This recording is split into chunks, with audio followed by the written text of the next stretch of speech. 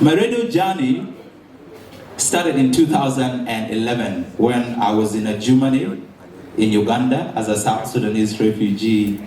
And that place became my home because from a tender age, that's where I grew up.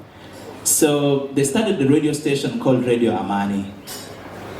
Now, Radio Amani is a community-based radio station in Adjumani, and that Radio Amani had presenters mainly from the indigenous community. So one day I sat down and I was listening. I always had this passion for radio. I always loved to listen to radio. I always listened to BBC Focus on Africa and Free Africa while growing up as we listened to Congolese music.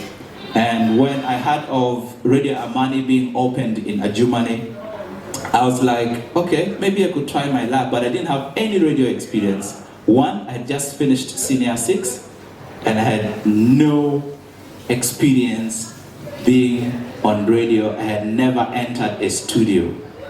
So I tuned in Radio Amani one day, and I heard the presenters talk. And I'm like, okay, I think I can talk like that. They were interchanging English and the local language Mali. And so I had one of the largest communities in Adjumani, the Kuku community, and the South Sudanese at large, and I felt they were not represented on radio. It's like, what if I take another test there? Will they give me a chance? Remember, there's no radio experience. I'd never entered a radio station before. So I laid a strategy, and my strategy was to call the radio frequently to contribute to their programs. So that when I get to the radio, they know this is Lupai. So I always called either to request for songs or called to contribute, to let people know that, hey, there's Lupai from this village and he's contributing to your program. And there was this one presenter called Salama. I'll always be grateful to her. If I don't call, she'll be like, so greetings to those of Lupai in BII and blah, blah, blah, blah. And every time she mentions my name on radio, even before I call or do anything, I feel like, oh, I think this presenter knows me. So if I go to this radio, I'll go to Salama and tell Salama, hey Salama, I am Lupai. So I wrote my CV and wrote an application and took it to the radio. And the program manager told me, hey Sambro, we have not advertised, so we don't have any vacancy. I was like, I want to volunteer. Even if you don't give me nothing, I just stay next year about 3 minutes away. So give me that chance and I won't disappoint. And they're like, sorry, unless we advertise. For now, it's full. I was like, okay. I went back. The next day I came, I was like, I'm coming to say Salama. I just want to interact with Salama, the presenter. So I sat down with Salama, we were interacting. And I was like, Salama, I brought my application here. And she was like, for now they're not taking any more.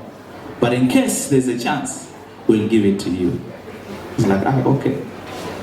So because I and Salama became friends, like no strings attached. So we became friends, and I would oftenly go to the radio and just chill with her. And this day, I went to the radio, sat down with Salama, had some conversation, and I saw my CV. The CV that I took 2 days to write, lying on the floor of the sitting room. It's called a payot at the radio station. And it's like, that CV looks familiar. And Salama was like, She picked the CV, looked at it. I was like, this is my CV. How did it get here? And she was like, she doesn't know. I was like, okay, this is my CV. This is my CV. Give it to the manager. Maybe he has not even seen it. And she's like, okay, she'll try. So she got this CV, I don't know what she did with it. But our interactions with her, she felt I had a good command of English. And compared to some of the radio presenters who might come on board, and she's like, I think you're better than so and so and so and so. Why? Let them give you a chance. It's like, okay, talk to them, let them give me a chance. You know, I need that chance. So one day, I was just coming to like chill with my friend, Salama, my friend. So we're chilling, and the manager, God bless him, was not available, but he had already told Salama that, hey, maybe you should give this guy a chance. He was the manager, and there's a program manager, and there's Salama. So that manager traveled to the nearest district, and he had a 4-hour radio show. So that means that show was just going to be music playing throughout. And Salama was like, okay, Sambro, let's do this. Whatever comes, let's do this. Do you know how to operate a computer? I was like, yeah, since 2006. He's like, oh, okay. Do you know how to, play music and stuff? I was like, trust me, I can do that. He was like, come with me. Took me to the program manager. I was like, hey, let's try this guy out. We got into the studio. Remember, my first time entering a studio. I sat on the DJ's seat. And she was like, this line here, this is for your microphone. So when you want to speak, you slide it up. When you're done speaking, slide it back. Is that okay? Yeah. This line is for music. So when you want to talk, you slide it down, slide your microphone line up. Is that okay? It's like, nice. You know how to use this system. It's Zara. There's a player called Zara Radio. So it's Zara. It's like, do you know how to use this? I was like, I haven't used this one. But the way I say, I can just double click and the song plays. It's like, this is how you're going to do it. So she showed me what to do when I want to speak, when I want to play music, or when I want to pick chords. And guess what she did? Instead of also being a good teacher, sitting next to your student, she closed the door, and left me in there to go on air on my own. 4-hour radio show. So I sat, played music. I was playing. The list is already there, you just click and play. I was like, I also want to play my kind of music. So I went, since I knew how to use a computer, I searched for my kind of music, found my way to play it on Zara, and I was playing my music. I played music for 2 hours out of the 4-hour show because I was nervous, I was scared, I didn't even know whether somebody was listening to me or not. So for the 4 hours, 2 hours, I was just playing music. But after that, I got my courage, thought about everything else. And I was like, I think it's just this one chance. I miss it out, I'm not getting it no more. So I slid and I started talking. First of all, I didn't know which name to use because I had so many names. I was called Lusake Rabapampam, but on Facebook, Sweetheart Sambro Lupai, and my real name's Lupai Samuel Kenyi. So I have all this running through my head, and now I'm supposed to make a decision on which one is going to be my radio brand. I had not made that decision yet, and all I did was like, this is Radio Money 89.1 FM. My name is Lupai Samuel Kenyi Lusake Rabapampam Sweetheart Sambro Lupai. All these names. So after mentioning all my names, all the words I had prepared disappeared. I slid back the music line, played music for another 5-10 minutes, brought it down, went back again. All those, so I started mentioning the villages in Adjumani district. All those from this village and this village and this village, I greet you all, blah, blah, blah, blah, blah. I was excited, I was just talking. And then I was like, okay, if you want to call, I still remember the telephone number. Yeah? I still remember the telephone number. It's 0776 891 000. So I was like, if you want to call me now, 0776 891 000. And the first person who called me is my friend. Nobody knew I was on radio. I was going to Radio Money. Not even my family. I was just going, they just knew I was going to chill. They didn't know I was going to go on air. And so when they heard it was me on air, and they knew that was me.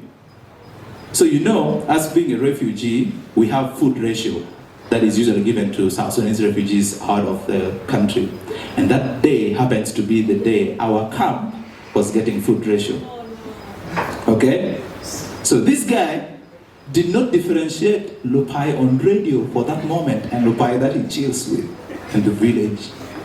He calls me. So when I picked up, I was like, hello? And he spoke to me in Kuku. And he told me, for those who understand Kuku, I know you'll understand. Bang Lupai. And that means it's like, so Lupai, who is going to get your food ratio? And I just didn't know what to say, you know. And since I knew him, I started talking. So I wanted to really deviate, but it was very hard. I was like, yeah, people who will go there will go. So do you want to request for a song or what? And the next caller called and knew me, and the third caller knew me, and the fourth knew me. So all those who called were people I knew. So that means the conversation we had was something that was so easy. And I was like, woo, this is exciting.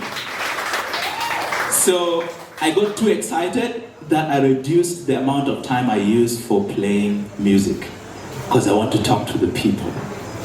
And trust me, ladies and gentlemen, from that moment on, the rest is history, and now it's Sweetheart Sambro Lupai. So that's how it started, and of course, just like any other journey, I'm not standing here and saying, oh yeah, I'm the most successful radio presenter here. No, I'm not standing there.